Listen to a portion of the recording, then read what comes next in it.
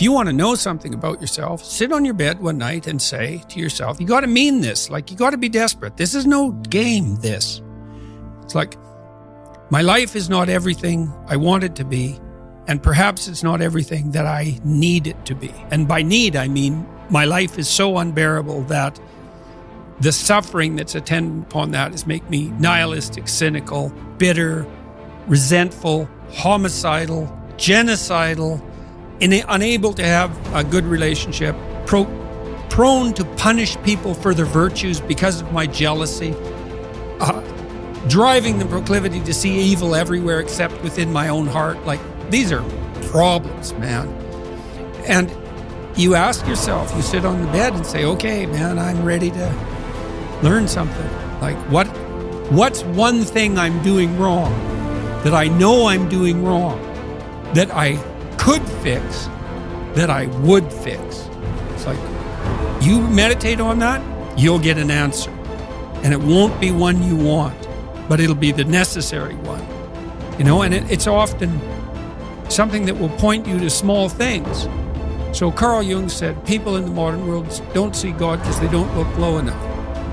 And so imagine you're in your messy bedroom, you know, and you're sitting on the edge of the bed trying to have an honest dialogue with yourself. And the little voice says, you know, it's pretty disgusting in here. And you think, well, I'm way above such trivial niceties as organizing my room. Well, that's pride. That's arrogance. If you're above organizing what's actually yours, how in the world are you ever going to organize anything else? And so you get on your knees and you think, well, it's time to, you know, take a brush to the toilet. And maybe that's where you start. And that works. Like, that works. You start making those micro improvements, like real micro improvements, real on the ground, actual micro improvements to things you know that are wrong, you'll improve unbelievably rapidly. You're male and not female. You're Hindu and not Christian. You're tall and not short. You have an arbitrary range of talents and an arbitrary range of limitations, none of which, in some sense, you chose. It's the cards you're dealt. Now, some of those are cards of privilege. Now, maybe you're born intelligent. Maybe you're born symmetrical. Maybe you're born healthy. Maybe you're born into a culture where it's much easier not to be absolutely deprived. Maybe your parents are rich. And so all of that, in some sense, is unearned. Now, along with that comes a good dose of existential guilt. Because at the same time, and this is true for anyone, regardless of their cultural background, the ground we walk on is soaked in the blood of historical atrocity. And so that's on you. Because, you know, people think, well, who's the Nazi? Well, it's the fascist, or who's the radical communist? It's the radical left-wing ideologue. And the fundamental truth of the matter is that's best dealt with as a spiritual matter. Is the adversary is within, really, most profoundly. And so you have to take the responsibility for that historical atrocity onto yourself. I was talking to Guy Ritchie this week about his movie King Arthur. It's quite an interesting movie in many ways. And when Arthur, who could be the hero, takes the sword, he's so overcome by visions of his murderous uncle that he can't pick up the weapon. Well, think about that. Now, you have weapons at your disposal, but they've been used by your murderous uncle. Like, dare you wield them? And the answer is, maybe it's easy just to leave the sword on the ground because you do want to be responsible for atrocities going forward, and don't think you couldn't be, and don't think you might not enjoy it. And so, the way you pay for your privilege is with your virtue. I mean that most particularly. You have these opportunities and this existential guilt, and the way you expiate that and atone is by doing your best to live the best possible life you can manage, to speak the truth, to treat people with respect, to abide by the principles of the dignity of the individual, and to put your house in order. And that's how you pay for your unearned privilege. All of us. And we all have our privileges and our curses. You know? All of us have that. That's why it's not useful to be envious of people.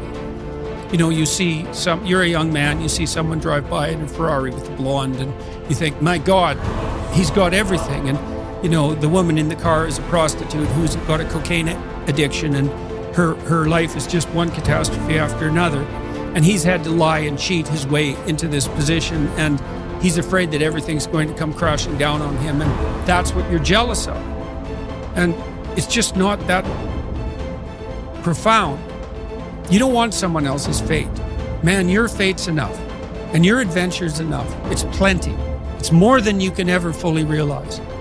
And so that's also part of the reason that we all believe that the individual has some intrinsic dignity. It's don't be so sure that your position in your room is so damn trivial. Might be your attitude towards it that's trivial. And if you're in dire straits and dire circumstances, just look at how much opportunity you have to make things better. Most of us have been raised to believe that the road to a happy life is paved with pleasure, and that the pursuit of pleasure is the path to fulfillment. But as we grow up, we begin to realize that life is not always easy or pleasurable. In fact, much of it is difficult and painful. We all experience loss, disappointment, illness, aging, and eventually death. We encounter stress, anxiety, and fear. We suffer from the slings and arrows of everyday life, and yet we continue to cling to the idea that happiness is found in pleasure and the avoidance of pain. We try to avoid our painful experiences by numbing ourselves with drugs or alcohol, distracting ourselves with TV, or obsessing over our work or our relationships.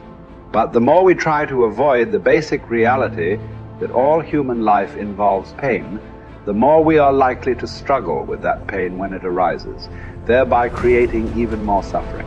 The truth is that happiness is not found in the avoidance of pain, but in the willingness to face and accept our pain.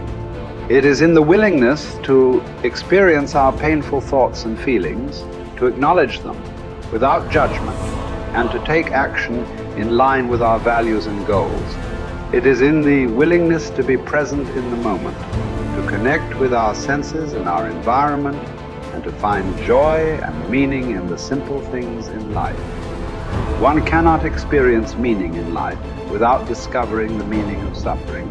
The meaning of suffering.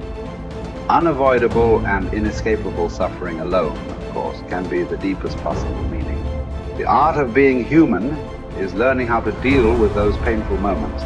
These moments require an attitude of inner willingness to suffer, while remaining in touch spiritually with one's own extended dimension. When this inner struggle becomes calm, one can experience how the lower somatic and psychological dimensions influence the higher spiritual dimension, but do not produce or cause it. One can discover despair despite success and fulfillment despite failure. The pessimist resembles a man who observes with fear and sadness that his wall calendar, from which he daily tears a sheet, grows thinner with each passing day. On the other hand, the person who attacks the problems of life actively is like a man who removes each successive leaf from his calendar and files it neatly and carefully away with its predecessors after first having jotted down a few diary notes on the back. He can reflect with pride and joy on all the richness set down in these notes, on all the life he has already lived to the fullest. What will it matter to him if he notices that he is growing old? Has he any reason to envy the young people whom he sees, or wax nostalgic over his own lost youth? What reasons has he to envy a young person for the possibilities that a young person has, the future which is in store for him? No, thank you, he will think. Instead of possibilities, I have realities in my past. Not only the reality of work done and of love loved, but of sufferings bravely suffered. These sufferings are even the things of which I am most proud, although these are things which cannot inspire envy. Don't aim at success. The more you aim at it and make it a target, the more you are going to miss it. For success, like happiness, cannot be pursued. It must ensue, and it only does so as the unintended side effect of one's personal dedication to a cause greater than oneself, or as the byproduct of one's surrender to a person other than oneself. Happiness must happen, and the same holds for success. You have to let it happen by not caring about it. I want you to listen to what your conscience commands you to do and go on to carry it out to the best of your knowledge. Then you will live to see that in the long run. In the long run, I say, success will follow you precisely because you had forgotten to think about it. For the first time in my life, I saw the truth as it is set into song by so many poets, proclaimed as the final wisdom by so many thinkers. The truth, that love is the ultimate and highest goal to which man can aspire. Then I grasped the meaning of the greatest secret that human poetry and human thought and belief have to impart.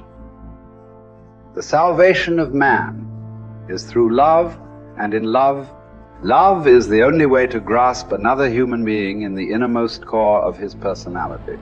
No one can become fully aware of the very essence of another human being unless he loves him. By his love, he is enabled to see the essential traits and features in the beloved person. And even more, he sees that which is potential in him, which is not yet actualized, but yet ought to be actualized. Furthermore, by his love, the loving person enables the beloved person to actualize these potentialities. By making him aware of what he can be and of what he should become, he makes these potentialities come true. It did not really matter what we expected from life, but rather what life expected from us. We needed to stop asking about the meaning of life, and instead think of ourselves as those who were being questioned by life. Daily and hourly, our answer must consist not in talk and meditation, but in right action and in right conduct. Life ultimately means taking the responsibility to find right answer to its problems and to fulfill the tasks which it constantly sets for each individual. Ultimately, man should not ask what the meaning of his life is, but rather must recognize that it is he who is asked. In a word, each man is questioned by life, and he can only answer to life by answering for his own life. To life he can only respond by being responsible.